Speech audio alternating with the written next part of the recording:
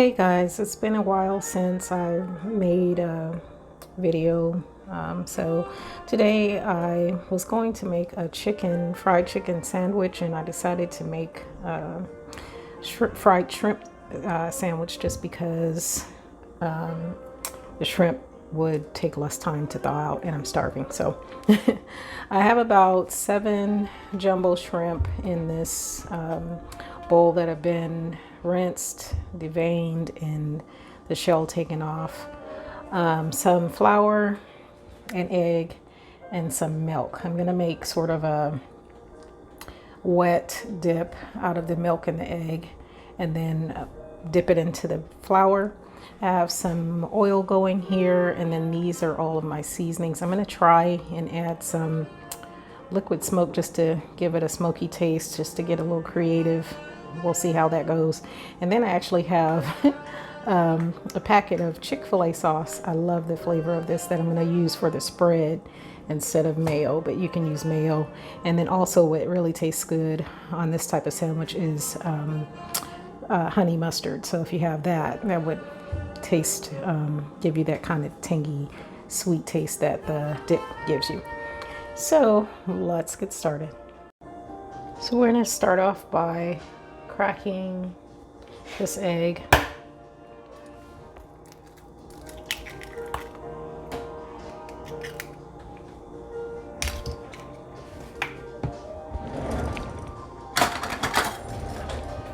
I'm going to add a little milk to that.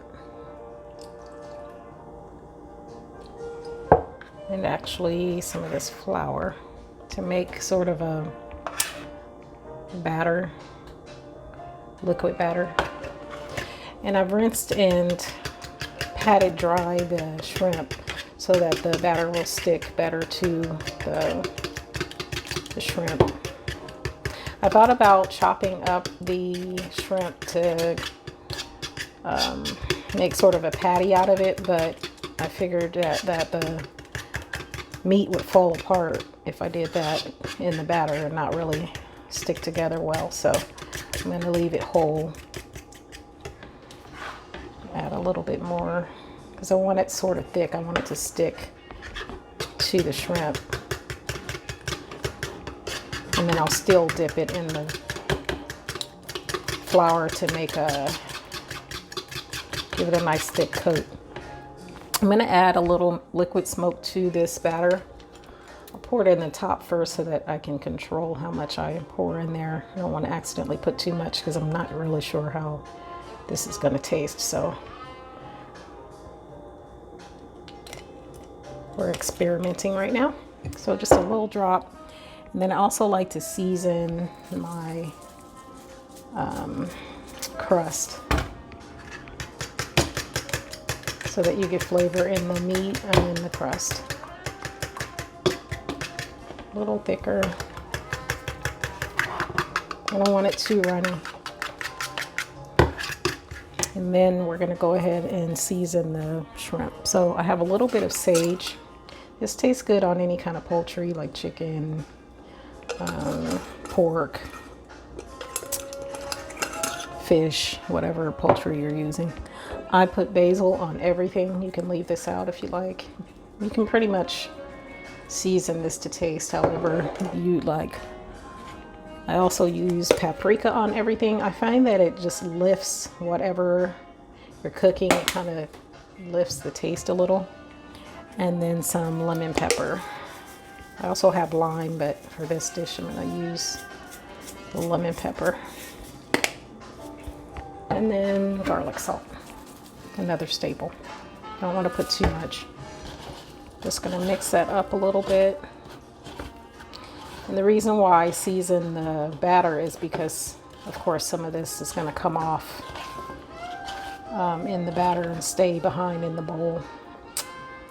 Make sure you take all of the shells off. There's one that tried to hang on. That'd be disgusting, biting into that. And then I'm just going to drop all of it into the batter. And give that a good stir.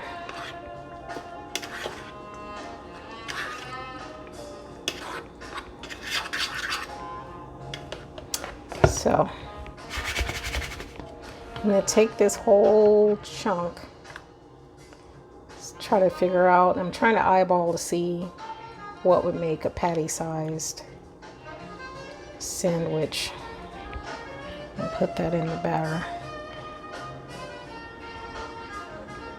You guys are figuring this out with me, so it looks kind of lopsided, but that'll do. I might as well add this last one. We'll just see how it goes. If it falls apart, it's fine. I can still eat it. It's still edible. I'm gonna just pack this with flour. Normally I let the stuff sit in the flour until the liquid absorbs and kind of clings to the meat better. So I'm going to leave this for a while and let it sit. But this has been sitting a while, and I don't know if you can tell, you can see how the flour here is absorbed into the shrimp. So usually I'll wait until it all kind of looks like that, but this part is still a little dry. But I'm still gonna go ahead and put it in there anyway, in the oil. So I am going to try and carefully get this off with my spatula and put it in there so that it's all one piece. If not, I'll move it around or just let it cook how it is, and I'll put it on the sandwich later. Excuse me, I was trying to be good and use whole wheat bread, but looked in my cabinet and it had gone bad, so I'm using white bread. This is still whole grain or something like that. And then I chopped up, I noticed when I go to the restaurants, they're using chopped cabbage for things instead of lettuce, and I actually like the taste. It's more, gives you more of a taste with lettuce, or excuse me, with cabbage than it does lettuce. So I chopped up some cabbage and then a couple of small tomatoes. I really don't care for tomatoes, but for today I'll see how it tastes and I'll pull it off if I don't like it. Actually, let's see if we can get this off in one piece, sorta, kinda, and slide it into the oil. Maybe a little too big for my sandwich. That's fine. I'm gonna let that cook and like solidify together for a while. I might even add some Swiss or mozzarella cheese or something like that. I'll see what I have in the refrigerator. And then what sounds really good, and probably because I'm hungry right now, is some bacon. If I had bacon to add to this, I definitely would. I am not on a diet. So if you're on a diet, you probably don't want to be frying your shrimp and making white bread sandwiches, but today's the weekend. I'm going to enjoy myself, so we will let this cook for a while. Okay, so this looks like it's cooked quite a bit on one side. Shrimp doesn't take that long to cook. And let's see if I can flip this all in one piece. Maybe just grab another spatula to kind of help me hold it together and flip it over. Yay! Awesome! Again, I was gonna kind of chop this up. I could have chopped it up and then added it to the batter, and so that it would be in smaller chunks, but this is turning out pretty good actually. So you can do it either way. I just think it would be a little too messy or come apart if I had chopped it up and tried to do it that way. Again, you can also do this with chicken, and I normally will take a chicken breast and pound it a little thinner than what it is, and then dip it in the same batter, same seasonings that I did with the shrimp, and then add bacon or whatever and use that as well. So we're just going to let this cook on this side for just a little while. You don't want to move, when you're frying things, you don't want to move it around too much because it tends to take the crust off or slide the crust off underneath. So just kind of let it sit as much as possible until that solidifies under there.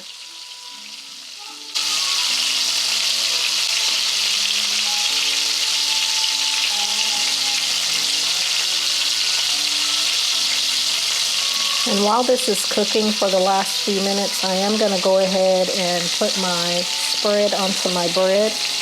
And then off camera, I did get some Havarti cheese, and I mixed a little bit of cheddar, shredded cheddar cheese in with the cabbage.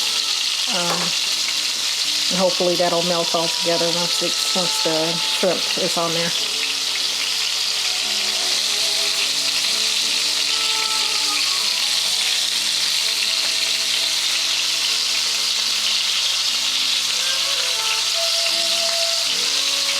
Again, if you are on a diet, you can switch this up or change it up to do it however you want. You don't have to add a spread if you don't want to, or add something a little more healthy.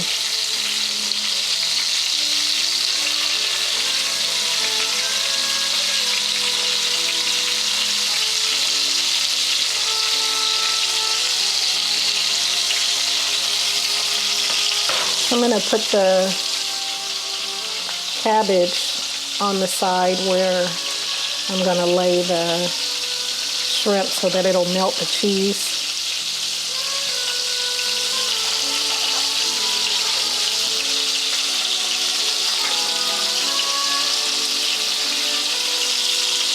And then I think this is just about done. So I'm just going to check the other side.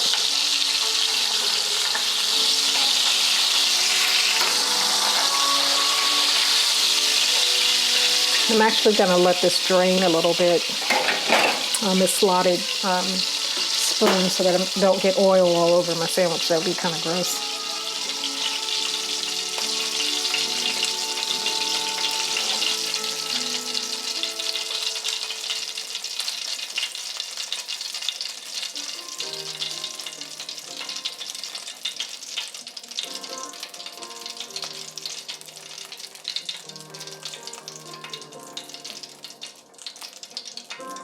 So I still want it to be hot when I transfer it over to the sandwich, so I'm going to go ahead and do that.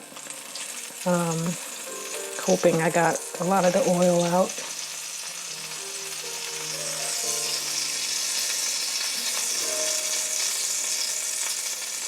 And then I'm going to add the Havarti cheese, and then a couple of slices of tomato.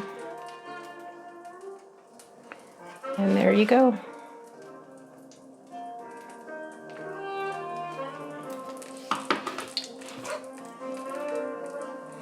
We're going to be cute and cut this in half. You can hear that cabbage crunch underneath there.